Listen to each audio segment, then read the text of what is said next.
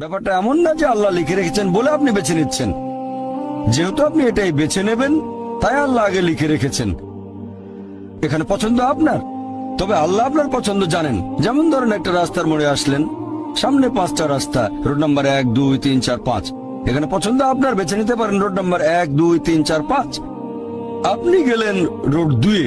এটা আগে থেকেই লেখা আছে আপনার নিয়তিতে যে আপনি যাবেন 2 নম্বর রোডে। ব্যাপারটা এমন না যে আল্লাহ লিখেছেন বলে আপনি করছেন। যেহেতু আপনি এটাই বেছে নেবেন, তাই আল্লাহ আগে লিখে রেখেছেন।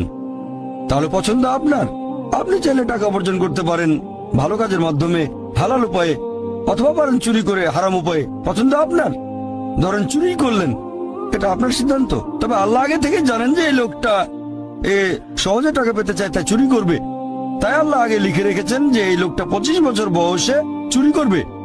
এখানে দোষটা কার? দোষ আসলে আপনার। তবে আল্লাহর আছে ইলমে গায়েব, তাই তিনি আগেই লিখে রেখেছেন।